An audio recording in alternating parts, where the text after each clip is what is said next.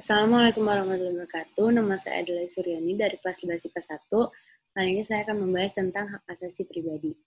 Yang pertama, saya akan menjelaskan tentang pengertian hak asasi manusia. Hak adalah sesuatu yang harus didapatkan oleh seseorang sejak ia lahir atau sejak ia menyelesaikan kewajiban. Asasi yang berarti dasar bisa diartikan sebagai minimum. Manusia sebagai subjek yang mendapatkan hak asasinya.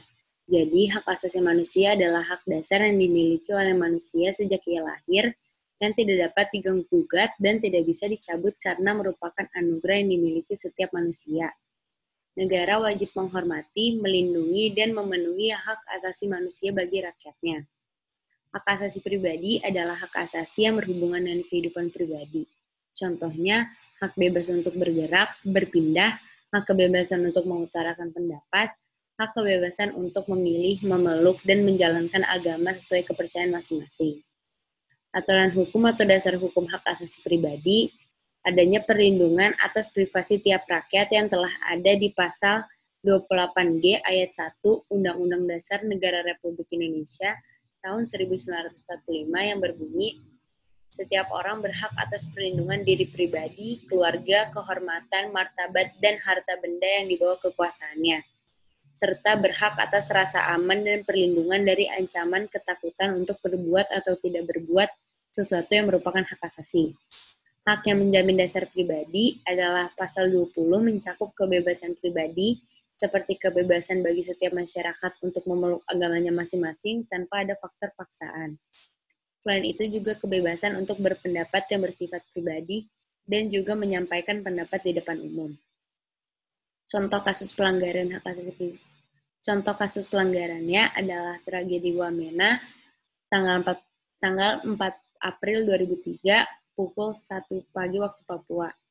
Sekelompok massa tidak dikenal membobol gudang senjata markas Kodim 1702 Wamena.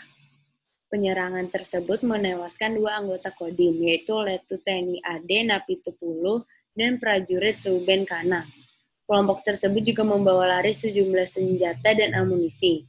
Selanjutnya, aparat TNI Polri melakukan penyisiran, tangkapan, penyiksaan, perampasan secara paksa, dan menyebabkan korban jiwa.